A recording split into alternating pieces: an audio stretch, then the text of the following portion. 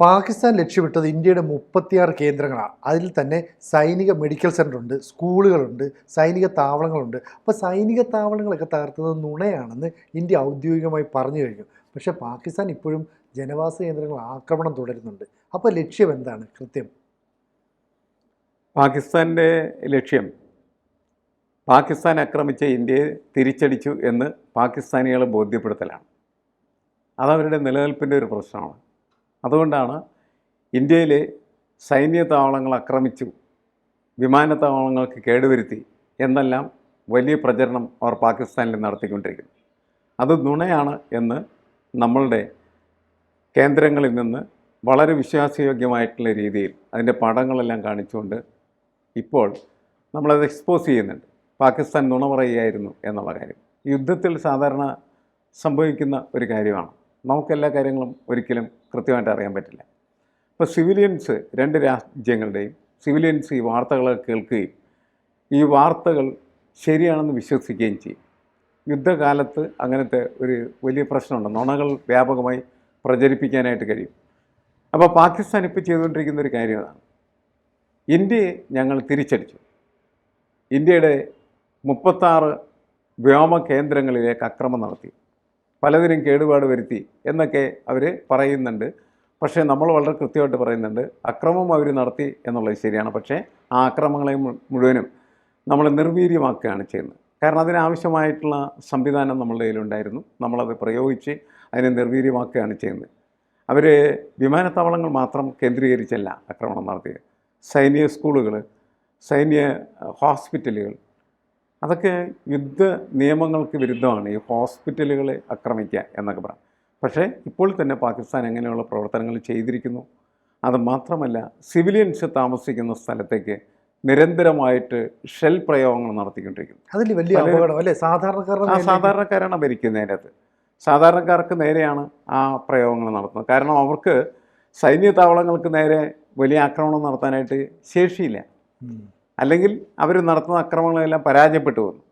അപ്പോഴാണ് അവരെന്ത് ചെയ്യുന്നത്, സിവിലിയൻസിനെ വെടിവെച്ച് വരുന്നു. കുറച്ച് പേരൊക്കെ വെടിയേറ്റ് മരിച്ചു കഴിഞ്ഞു. ശരിക്കും പറഞ്ഞു, ഇത് വളരെ മാരകമായി പാകിസ്ഥാൻ നിർവഹിച്ചുകൊണ്ടിരിക്കുന്ന ഒരു പ്രക്രിയയായിട്ടാണ് ഇന്ത്യൻ പട്ടാളവും അതേപോലെ തന്നെ നമ്മളുടെ വാർത്താ ഏജൻസികളുമെല്ലാം കൃത്യമായിട്ട് ലോകത്തെ ബോധ്യപ്പെടുത്തിക്കൊണ്ടിരിക്കുന്നത്. കാരണം യുദ്ധം ആണ് എങ്കിൽ രണ്ട് രാഷ്ട്രങ്ങൾ തമ്മിലുള്ള യുദ്ധങ്ങൾ നടക്കട്ടെ, സിവിലിയൻസിനെ, സാധാരണക്കാരായിട്ടുള്ള ആളുകളെ, പൗരന്മാരെ എന്തിനാണ് കൊല്ലാനായിട്ട് നടക്കുന്നത് എന്ന ചോദ്യമാണ് അതിൻ്റെ അകത്ത് പ്രധാനപ്പെട്ടത്. അതായത് പട്ടാള കേന്ദ്രങ്ങളിലേക്ക് നിങ്ങൾ ആക്രമണം നടത്തും, അതാണല്ലോ അതിൻ്റെ ഒരു മര്യാദ. ആ മര്യാദ ഉയർത്തിപ്പിടിച്ചുകൊണ്ടാണ് ഇന്ത്യ പറയുന്നത്, ഞങ്ങൾ നടത്തുന്ന എല്ലാ പ്രവർത്തനങ്ങളും യുദ്ധ നിയമങ്ങൾക്ക് അനുസൃതമാണ്. പട്ടാള കേന്ദ്രങ്ങളും ഭീകര കേന്ദ്രങ്ങളും മാത്രമാണ് ഞങ്ങളുടെ അക്രമത്തിലെ ലക്ഷ്യകേന്ദ്രങ്ങൾ എന്ന് പറയുന്നത്. സാധാരണക്കാരെ ഒരു കാരണവശാലും ആക്രമിക്കാനായിട്ട് ഇന്ത്യ ഉദ്ദേശിക്കുന്നില്ല. സാധാരണക്കാരുടെ ജീവൻ നഷ്ടപ്പെടരുതെന്ന് നിർബന്ധ ബുദ്ധിയുണ്ട്. മാത്രമല്ല, ഇപ്പോൾ ഇന്ത്യ ചെയ്തുകൊണ്ടിരിക്കുന്ന ഒരു പ്രധാനപ്പെട്ട കാര്യം സംഘർഷം ലഘൂകരിക്കാനായിട്ട് എന്ത് ചെയ്യണം എന്ന് ആലോചിച്ചുകൊണ്ടിരിക്കുകയാണ്. അതിന് കാരണമുണ്ട്. നമുക്ക് ഒറ്റ ലക്ഷ്യമേ ഇക്കാര്യത്തിലുള്ളൂ. നമ്മളുടെ പഹൽഗാമിൽ അവർ നടത്തിയ അക്രമം എന്ന് പറയുന്നത് നമുക്കൊരിക്കലും നീതീകരിക്കാനോ നമുക്കൊരിക്കലും പൊറുക്കാൻ പറ്റുന്നതായിരുന്നില്ല. അതിന് തിരിച്ചടി കൊടുത്തേ പറ്റൂ. ആ തിരിച്ചടിയാണ് യഥാർത്ഥത്തിൽ നടത്തിയിരിക്കുന്നത്. ഇവിടെ വെച്ച് വേണമെങ്കിൽ നമുക്ക് നിർത്താം എന്ന് പാകിസ്ഥാനോട് ഇന്ത്യ പറയുന്നുണ്ട്. പക്ഷേ പാകിസ്ഥാൻ അടി കിട്ടി കഴിഞ്ഞിട്ട് ആ അടി മുഴുവൻ ഏറ്റുവാങ്ങി അടിമയായിരിക്കുന്നത് ശരിയാണോ എന്ന് അവിടുത്തെ ആളുകൾ ചോദിക്കുമ്പോൾ, അല്ല, നമ്മൾ അടിക്കുന്നുണ്ട്, അങ്ങനെയാണ് നമ്മൾ ഇന്ത്യ ആക്രമിച്ചിരിക്കുന്നത് എന്ന് വരുത്തി തീർക്കാനുള്ള ശ്രമമാണുള്ളത്. ഈ രീതിയിൽ ഇത് പതുക്കെ തുടരുകയാണെങ്കിൽ അത്ര വലിയ പ്രശ്നങ്ങൾ ഉണ്ടാവില്ല. പക്ഷേ അങ്ങനെയാണോ കാര്യങ്ങൾ പോകുന്നത്? സംശയമുണ്ട്. ഇപ്പോൾ പാകിസ്ഥാൻ തന്നെ മുന്നോട്ട് വെച്ച ഒരു പ്രഖ്യാപനം എന്ന് പറയുന്നത് സൈന്യം മുഴുവനും അതിർത്തിയിലേക്ക് നീങ്ങട്ടെ എന്നാണ് പറഞ്ഞത്. കാരണം നമ്മളെ ആർക്കും തകർക്കാൻ പറ്റില്ല, തകർക്കാൻ പറ്റാത്ത ചുമരാണ് നമ്മൾ എന്ന് പാകിസ്ഥാൻ പടയാളികളെ ആത്മവിശ്വാസത്തിലും അതേപോലെ തന്നെ അതിൻ്റെ ഒരു കൊടുമുടിയിലേക്ക് ഉയർത്തി മുന്നേറ്റം നടത്താനുള്ള ശ്രമമാണ് ഇപ്പോൾ ഇവർ നടത്തിക്കൊണ്ടിരിക്കുന്നത്. എത്രത്തോളം അത് മുന്നോട്ട് പോകും എന്നുള്ളത് നമ്മൾ വളരെ ഉത്കണ്ഠയോടുകൂടി കാത്തിരിക്കേണ്ട കാര്യമാണ്. കാരണം അതിർത്തിയിലേക്ക് നീങ്ങുന്ന ഈ പട്ടാളം അക്രമത്തിലേക്ക് നീങ്ങിക്കഴിഞ്ഞാൽ അത് വലിയ യുദ്ധത്തിലേക്കായിരിക്കും പോകുന്നത്. യുദ്ധം ഒരിക്കലും മനുഷ്യരാശിയെ സംബന്ധിച്ചിടത്തോളം നല്ലതായിരിക്കില്ല. ശരിക്കും നമ്മുടെ ഇപ്പം ഔദ്യോഗികമായ വാർത്താ സമ്മേളനത്തിൽ പറയുന്നത് നമ്മൾ ഈ വിമാനങ്ങളെ അറ്റാക്ക് ചെയ്യാനായിട്ട് അവർ ശ്രമിക്കുന്നുണ്ട്, ജനവാസ കേന്ദ്രങ്ങൾ ആക്രമണം നടത്താൻ ശ്രമിക്കുന്നുണ്ട്, തിരിച്ച് ഇന്ത്യയുടെ വ്യോമത്താവളങ്ങളൊക്കെ ഞങ്ങൾ നശിപ്പിച്ചു എന്നുള്ളൊരു പ്രചരണം നടത്താൻ ശ്രമിക്കുന്നുണ്ട്. അപ്പോൾ പാകിസ്ഥാൻ കള്ളങ്ങൾ പ്രചരിപ്പിച്ച് എത്ര കാലം മുന്നോട്ട് പോകും? മാത്രമല്ല ഈ അതിർത്തിയിൽ ഇപ്പോഴും സംഘർഷം തുടരുന്നു എന്നതിൻ്റെ അർത്ഥം വീണ്ടും ഒരു പൂർണ്ണ യുദ്ധത്തിലേക്ക് ഇന്ത്യയെ വലിച്ചഴിച്ചുകൊണ്ട് പോവുക എന്നാണ് ലക്ഷ്യം. നഷ്ടപ്പെടാൻ ഒന്നുമില്ലാത്ത പാകിസ്ഥാൻ ഇന്ത്യയെ പൂർണ്ണമായിട്ട് യുദ്ധത്തിലേക്ക് വലിച്ചഴിച്ചുകൊണ്ട് പോയാൽ തിരിച്ചടി അല്ലെങ്കിൽ നഷ്ടം എന്ന് പറയുന്നത് കനത്തതായിരിക്കില്ലേ? കനത്ത നഷ്ടമാണ് ഇതിനകത്തുണ്ടാകുന്നത്. കാരണം ഇപ്പോൾ അതിന് ഏറ്റവും നല്ല ഉദാഹരണമാണ് നമ്മൾ പലസ്തീൻ, ഇസ്രയേൽ.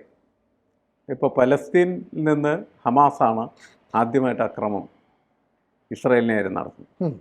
ഏതാണ്ട് 2000-ലധികം ആളുകൾ കശാപ്പ് ചെയ്യപ്പെടുകയും കുറേ പേര് ബന്ദികളാക്കുകയൊക്കെ ചെയ്തു. പക്ഷേ അതിനുശേഷം ഇസ്രയേൽ എന്ത് ചെയ്തു? പലസ്തീനെ നശിപ്പിച്ചു കളഞ്ഞു. പലസ്തീനിൽ 60,000 ആളുകളാണ് മരിച്ചത്, കുട്ടികൾ, സ്ത്രീകൾ, നിരവധി ആളുകൾക്ക് അംഗവൈകല്യങ്ങളുണ്ട്. അപ്പോൾ ഈ സൈനിക നീക്കങ്ങളെന്ന് പറയുന്നത് അതിഭീകരമായിട്ടുള്ള ദുരന്തമായിരിക്കും സമൂഹത്തിനുണ്ടാക്കി വെക്കുക. അപ്പോൾ അവിടെ പലസ്തീൻ തീരെയില്ലാണ്. ഇപ്പോൾ ഈ പാകിസ്ഥാൻ ഇങ്ങനെ ഇടക്കിടക്ക് ഇങ്ങനെ ചൊറിഞ്ഞ് കുറേ കഴിയുന്ന സമയത്ത് ഇന്ത്യ എല്ലാ നിയന്ത്രണങ്ങളും വിട്ട് പാകിസ്ഥാനെ ആക്രമിക്കാൻ പോയി കഴിഞ്ഞാൽ പാകിസ്ഥാൻ്റെ കുറേ ഭാഗങ്ങൾ താർന്നു തരിപ്പണമാവും. ഇസ്രയേലും പലസ്തീൻ പോലെയുള്ളതല്ല. പലസ്തീൻ ഒന്നും ചെയ്യാൻ കഴിയുമായിരുന്നില്ല.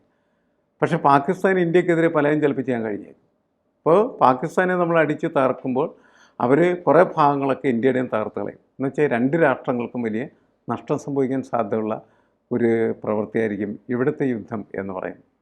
അതുകൊണ്ട് വളരെ ജാഗ്രതയോടുകൂടിയാണ് ഇക്കാര്യത്തിൽ 2 രാഷ്ട്രങ്ങളും ഇടപെടാൻ പാടുള്ളൂ എന്നാണ് നമ്മൾ സാധാരണക്കാരായിട്ടുള്ള മനുഷ്യർ പറയുകയുള്ളൂ. ഇപ്പോൾ നമ്മൾ തിരിച്ചറിയുന്ന ഒരു കാര്യം, പാകിസ്ഥാനിൽ വലിയ പട്ടിണിയാണ്. അവർ IMFൻ്റെ അടുത്ത് ഒരു 10,000 കോടി രൂപയുടെ വായ്പയ്ക്ക് അപേക്ഷിച്ചിരുന്നു. പക്ഷേ ഇന്ത്യ ഇടപെട്ടിട്ട് പറഞ്ഞു നിങ്ങൾ അങ്ങനെ കൊടുക്കരുത്, കാരണം ഇതുവരെ നിങ്ങൾ കൊടുത്ത പണം അവർ എന്തിനു വേണ്ടി ചിലവഴിച്ചു, ഏത് രീതിയിൽ വക മാറ്റിയെന്ന് മനസ്സിലാക്കണം. ഭീകരവാദികളെ സൃഷ്ടിക്കുന്നതിന്, അവർക്ക് പരിശീലനം കൊടുക്കുന്നതിനൊക്കെയാണ് പണം ചിലവഴിച്ചത്. മാത്രമല്ല വായ്പയായി എടുക്കുന്ന പണം തിരിച്ചടയ്ക്കുന്നില്ല. ഈ പണം സൈനിക മേധാവികളും അവിടുത്തെ രാഷ്ട്രീയക്കാരും ശരിക്കും അഴിമതിക്കായിട്ട് ഉപയോഗിക്കുന്നു. അവർ കള്ളപ്പണം എന്ന രീതിയിൽ ഇവർ മറ്റു രാജ്യങ്ങളോട് ഇൻവെസ്റ്റ് ചെയ്യുന്നു. അതുകൊണ്ട് നമ്മൾ കൊടുക്കരുതെന്ന് പറഞ്ഞു. അപ്പോൾ അവർക്ക് പട്ടിണിയായി. അപ്പോൾ ജനങ്ങൾ തെരുവിലേക്ക് ഇറങ്ങുന്ന ഒരു സാഹചര്യമുണ്ട്. കാരണം ഇന്ധനമില്ല, പെട്രോൾ കിട്ടുന്നില്ല, ഭക്ഷ്യവസ്തുക്കൾക്ക് വൻ വിലക്കുറവ്, അരിക്ക്, ചിക്കനൊക്കെ വലിയ വിലക്കയറ്റം ഉണ്ടാകുന്നു. അപ്പോൾ സ്വാഭാവികമായിട്ടും ഈ ആർമി ക്യാമ്പിൽ, അതുപോലെ രാഷ്ട്രീയക്കാരുടെ വീടുകളിൽ, വസതികളിലൊക്കെ തന്നെ ഈ ഭക്ഷ്യവസ്തുക്കളുടെ ഒരു ശേഖരമുണ്ട്. അപ്പോൾ ജനങ്ങൾക്ക് ഭക്ഷ്യവസ്തുക്കൾ കിട്ടിയില്ലെങ്കിൽ അവർ സ്വാഭാവികമായിട്ടും കലാപത്തിനിറങ്ങുകയും ഇവിടം ആക്രമിക്കുകയും ചെയ്യും. അങ്ങനെ ഒരു രക്തരൂഷിതമായൊരു കലാപം അവിടെ ഉണ്ടാകാനുള്ള സാധ്യതയില്ലേ? പാകിസ്ഥാൻ്റെ ആഭ്യന്തര കലാപത്തിലേക്ക് പോകാനുള്ള സാധ്യത കൂടുതലാണ്. ഇപ്പോൾ തന്നെ അവിടെ ബലൂചിസ്ഥാൻ ലിബറേഷൻ ആർമി BLA എന്ന് പറയുന്നത് ശക്തമായ രീതിയിൽ എന്ത് ചെയ്യുന്നുണ്ട്? പാകിസ്ഥാനെതിരെ നീങ്ങുന്നുണ്ട്. പൊതുവേ ലോകത്തെ ഈ പട്ടാള അനലിസ്റ്റുകളെല്ലാം തന്നെ പറയുന്നൊരു കാര്യം എന്താണെന്ന് വെച്ചാൽ പാകിസ്ഥാൻ 2ആയി മാറും എന്നാണ് പറയുന്നത്. കാരണം യുദ്ധത്തെ വിലയിരുത്തുന്ന സമയത്ത് അവർക്ക് മനസ്സിലാക്കാൻ കഴിയുന്നൊരു കാര്യം, ഈ കൂടുതലായിട്ട് പാകിസ്ഥാൻ ദുർബലപ്പെടുകയാണെങ്കിൽ, ഇന്ത്യയുമായിട്ട് യുദ്ധം നടക്കുമ്പോൾ പാകിസ്ഥാൻ ദുർബലപ്പെടാനുള്ള സാധ്യത കൂടുതലാണ്. കാരണം ആയുധങ്ങൾ തന്നെ എല്ലാ സ്ഥലത്തുനിന്നും കടം വാങ്ങിയാണ് അവരെന്ത് ചെയ്യുന്നത്, പ്രയോഗിച്ചുകൊണ്ടിരിക്കുന്നത്. യുദ്ധം കുറേ നാൾ അങ്ങോട്ട് പോയി കഴിയുമ്പോഴേക്കും പാകിസ്ഥാൻ വളരെ ദുർബലമായിട്ടുള്ള ഒരു രാഷ്ട്ര സംവിധാനമായി മാറും. ആ സമയത്ത് ഈ ബലൂചിസ്ഥാൻ ലിബറേഷൻ ആർമി പോലെയുള്ളത് ആഭ്യന്തര കലാപത്തിന് ഒരുങ്ങി നിൽക്കുന്നതായിട്ടുള്ള കലാപകാരികൾ എന്ത് ചെയ്യും? ശക്തമായിട്ട് കലാപം അഴിച്ചുവിടുകയും അത് പാകിസ്ഥാൻ ഭരണകൂടത്തെ തന്നെ താർക്കുന്ന തരത്തിലായി മാറുകയും ചെയ്യും.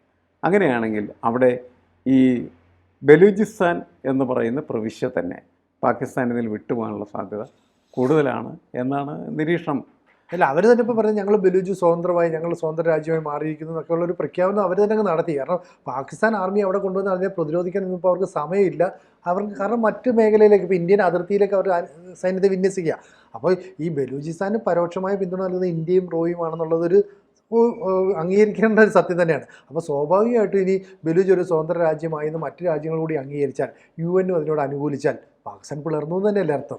പാകിസ്ഥാൻ പിളരും. പാകിസ്ഥാൻ 2 വർഷമായിട്ട് നേരത്തെ കിടന്നിരുന്നു. ബംഗ്ലാദേശും പറഞ്ഞൊരെണ്ണം പോയി.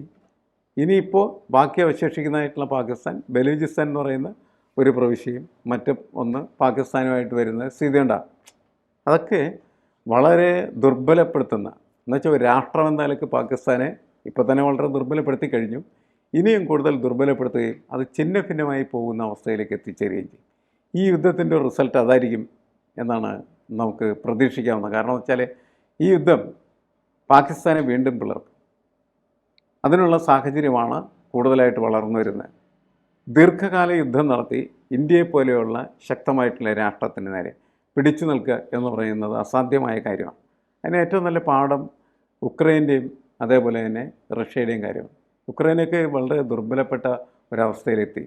അവർക്ക് ഒരുപാട് അമ്യൂണേഷൻസ് യൂറോപ്യൻസും അതേപോലെ തന്നെ അമേരിക്കയൊക്കെ കൊടുക്കുന്നുണ്ടെങ്കിൽ പോലും അവർക്ക് പിടിച്ചു നിൽക്കാൻ എത്ര കാലം കഴിയും എന്ന ചോദ്യം അവരുടെ മുന്നിൽ ഇപ്പോൾ ഇങ്ങനെ അവരെ തുറച്ചു നോക്കി നിൽക്കുകയാണ് ചെയ്തത്. ഇതേ സ്ഥിതി അല്ലെങ്കിൽ ഇതിനേക്കാൾ കൂടുതൽ രൂക്ഷമായിട്ടുള്ള സ്ഥിതിയിലേക്ക് പാകിസ്ഥാൻ എത്താനായിട്ടുള്ള സാധ്യതയാണ് ഇപ്പോൾ ഉള്ള ഈ യുദ്ധത്തിൻ്റെ പോക്കുകൾ ചൂണ്ടിക്കാണിക്കുന്നത്. കൂടുതൽ വാർത്തകളും വിശേഷങ്ങളും നിങ്ങളിലേക്ക് എത്താൻ ABC മലയാളം സബ്സ്ക്രൈബ് ചെയ്യുക, ബെൽ ബട്ടണും അമർത്തുക.